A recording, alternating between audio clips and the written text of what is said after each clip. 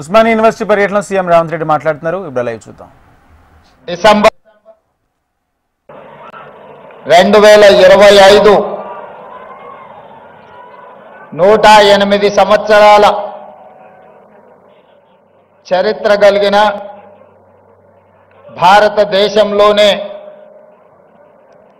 అత్యంత పురాతన యూనివర్సిటీలలో 7వ స్థానాన్ని, దక్షిణ భారతదేశంలో 3వ స్థానాన్ని ప్రాధాన్యతను ఆక్రమించిన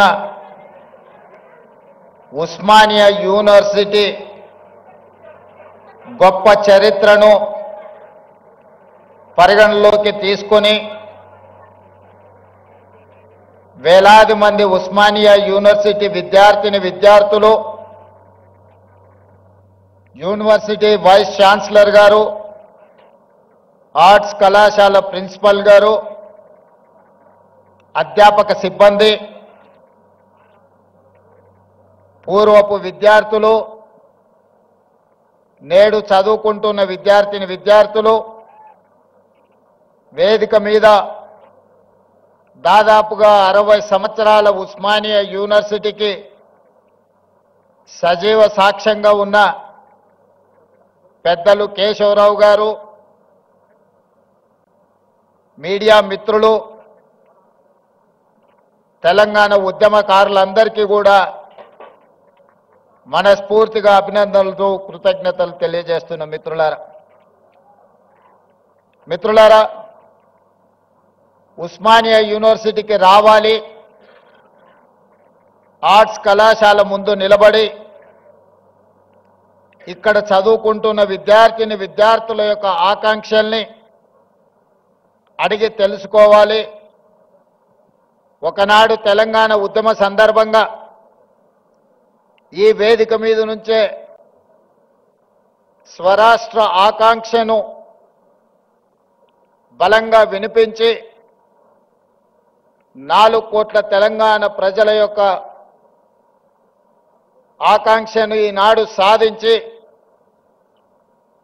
సాధించిన తెలంగాణ రాష్ట్రంలో సమస్యలు పరిష్కారమైనవా లేదా, ఒకనాటి తెలంగాణ చరిత్రను భవిష్యత్ ప్రణాళికలుగా మార్చుకొని నిర్ణయాలు తీసుకోవాలని మీ అందరినీ కలవాలని నిర్ణయించుకున్నా. ఆ సందర్భంగా కొంతమంది మిత్రులు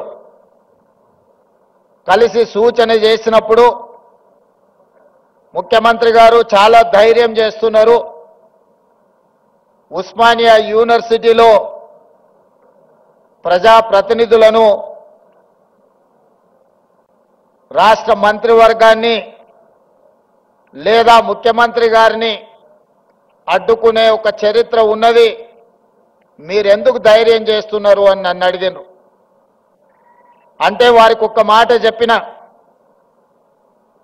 నాది ధైర్యం కాదు, నాది అభిమానం. మా సోదరులు, మా తమ్ముళ్ళు, మా చెల్లెండ్లు తెలంగాణ భవిష్యత్తుకు పునాదులు వేసే మా యువమిత్రులు ఉన్న ఉస్మానియా యూనివర్సిటీ ఆర్ట్స్ కళాశాల దగ్గరికి వెళ్ళడానికి ధైర్యం కాదు కావాల్సింది, అభిమానం కావాలి. గుండెల నిండా అభిమానాన్ని నింపుకొని ఈనాడు ఈ ఆర్ట్స్ కళాశాల ముందు నిలబడి మన భవిష్యత్ ప్రణాళికలను రచించుకోవడానికి నేను ఇక్కడికి రావడం జరిగింది. అదేవిధంగా ముఖ్యమంత్రిగా మీరందరూ అందించిన అధికారంతో నాకు చాలా సిబ్బంది అందుబాటులో ఉంటారు. ఎక్కడికి వెళ్తున్నా అక్కడ ఏం మాట్లాడాలో పేజీలకు పేజీలు, పుస్తకాలకు పుస్తకాలు రాసిచ్చి ఐఏఎస్ పరీక్షకు ప్రిపేర్ అయినట్టుగా ఉపన్యాసాలకు మమ్మల్ని ప్రిపేర్ చేస్తుంటారు వాళ్ళు. ఇంత కట్ట కాగితాలు నాకు తెచ్చిండ్రు. ఉస్మానియా యూనివర్సిటీకి వెళ్తున్నారు కదా, ఇవన్నీ మీరు చదువుకోండి అని. నేను ఒక్క మాట చెప్పిన, చదువుకొని మాట్లాడితే ఉస్మానియా యూనివర్సిటీకి వెళ్ళడం శుద్ధ దండగా. నా మనసులో ఏముందో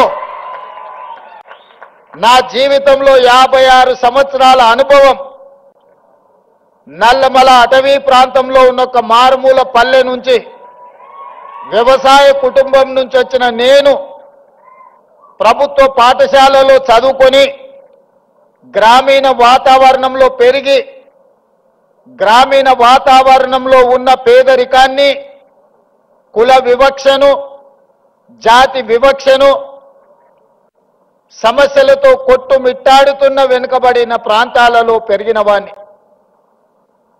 నాకు కొత్తగా మీరు రాసిచ్చి నాకు చదువుపిచ్చి చదువు నేర్పించి మా తమ్ముళ్ళ మా చెల్లెళ్ళ ముందల మాట్లాడించడానికి ప్రయత్నం చెయ్యకండి.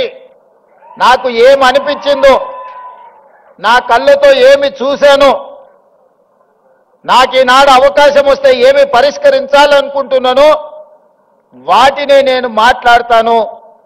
వాటి నుంచి విద్యార్థుల సూచనలు తీసుకొని తెలంగాణ మేధావుల యొక్క అనుభవాలను రంగరించి ఈ విశ్వవిద్యాలయాన్ని అంతర్జాతీయ ప్రమాణాలతో తీర్చిదిద్దాలని ఈనాడు ఒక మంచి సంకల్పంతోని ఆలోచనతోని నేను ఇక్కడికి రావడం జరిగింది. మిత్రులారా, ఈ ప్రాంతానికి నేను నిన్న చెప్పినా ఇవాళ కూడా నేను చెప్పదలుచుకున్నా. గ్లోబల్ సమ్మిట్ వేదిక మీద ప్రపంచ స్థాయి ప్రముఖులు అందరూ హాజరైన వేదిక మీద నుంచి నేను ఒక అంశాన్ని ప్రస్తావించిన. ఈ దేశంలో తెలంగాణ ప్రాంతానికి ఈ భూమికి ఈ గాలికి నీరుకి ఒక చైతన్యం ఒక పౌరుషం ఉన్నది. ఈ చైతన్యం ఈ పౌరుషానికి చదువుతో సంబంధం లేదు. ఎవడైతే మన మీద ఆధిపత్యం చెలాయించాలనుకుంటాడో మనల్ని అదిమి పెట్టి మన మీద తన ఆధిపత్యాన్ని నిరూపించాలని అనుకుంటాడో అప్పుడు పోరాటం పుట్టుకొస్తుంది తెలంగాణ గడ్డ మీద నుంచి అని నేను చెప్పా.